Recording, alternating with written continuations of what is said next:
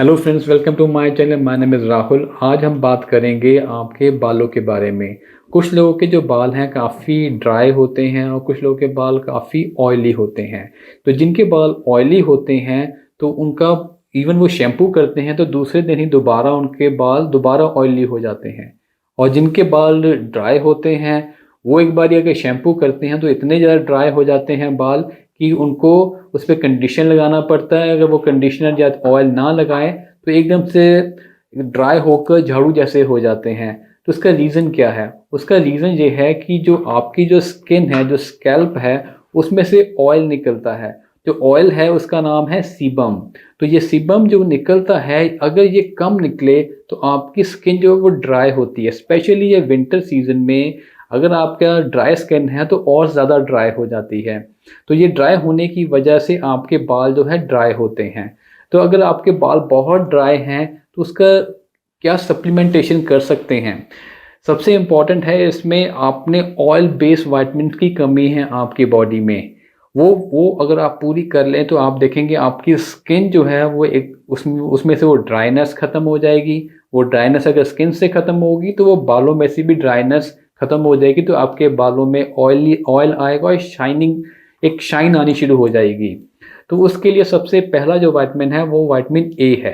Vitamin A बड़ा important होता है आपके स्किन के लिए। स्पेशली जो ग्लैंड होता है जहाँ से ऑयल निकलता है, जिसका नाम है सिबस्कस। इस ग्लैंड को अगर प्रॉपर विटामिन ए ना मिले तो उसमें से ऑयल स्क्रीट नहीं होता। अगर ये ऑयल स्क्रीट ना हो तो फिर ऑयलीनेस कम हो जाती है।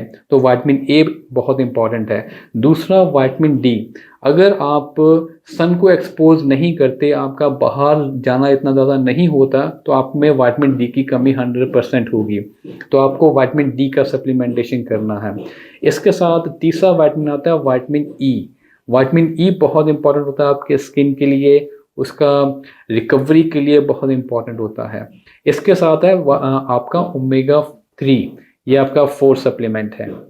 ओमेगा 3 जो होता है, ये कोई भी आपकी बॉडी में इन्फ्लेमेशन हो, कहीं पे भी कहीं प्रॉब्लम हो, उसमें बहुत काम करता है। एक्चुअली हमारी डाइट में जो इंडियन डाइट है उसमें ओमेगा 6 बहुत ज़्यादा होता है, तो उसकी वजह से भी ड्राइनेस आती है। ओमेगा 6 और ओमेगा 3 का बैलेंस मेंटेन करना होता है। तो आपका ओमेगा 6 बहुत ज़्यादा है, 3 कम है, तो आप ओमेगा 3 का सप्लीमेंटेशन लेंगे तो वो बराबर आ जाएगा।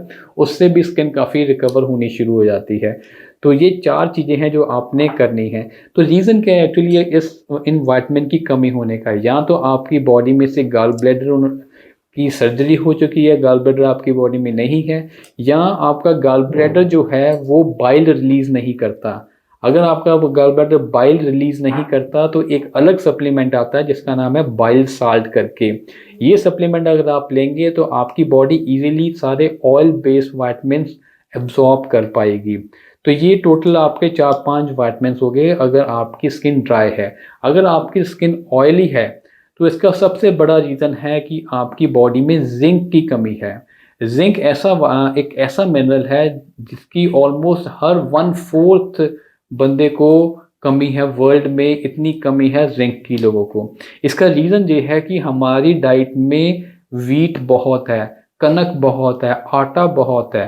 जो हम आटा खाते हैं उसमें फाइटिक एसिड होते हैं। तो फाइटिक एसिड जो है वो जिंक को एब्जॉर्ब नहीं करने देते।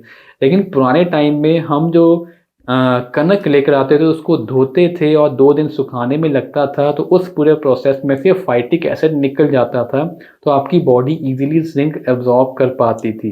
लेकिन आजकल जो हम आटा लेकर आते हैं वो पिसा पसाया होता है, वो धोते नहीं हैं, तो उसमें फाइटिक एसिड होता है। वो फाइटिक एसिड जो है वो आपकी बॉडी में से जिंक की डेफिशिएंसी क्रिएट कर देता है। तो जिंक की डेफिशिएंसी पूरी करने के लिए या तो आप जिंक का सप्लीमेंटेशन कर सकते हैं या आप जिंक रिच फूड खा सकते हैं।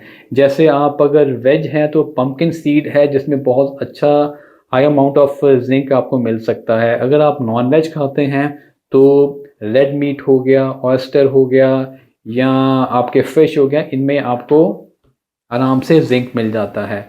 तो जिंक ना मिलने का, आपकी बॉडी ना एब्जॉर्ब करने का और जो रीज़न होता है वो ये है, अगर आपकी बॉडी में स्टमक एसिड कम है। अगर स्टमक एसिड कम है तो आपको अपना स्टमक एसिड बढ़ाना पड़ेगा। तो स्टमक एसिड बढ़ाने के लिए एक सप्लीमेंट आता है बीटेन HCl करके, ये आपने लेना है। इसके साथ एप्पल साइडर विनेगर ले सकते हैं। तो ये दोनों अगर सप्लीमेंट लेते हैं तो आपका पेट का स्टमक एसिड बढ़ेगा, तो आपकी बॉडी इजीली जिंक एब्जॉर्ब कर पाएगी। तो आपकी जो स्किन जो है काफ़ी जो ऑयली है या हेयर ऑयली है वो ठीक होना शुरू हो जाएंगे। तो ये कुछ चीज़ें हैं जो आप करके देखिए, आपके अगर ऑयली स्किन है या ऑयली हेयर है वो ठीक हो जाएंगे, अगर ड्राई स्किन है ड्राई हेयर है तो वो ठीक हो जाएंगे।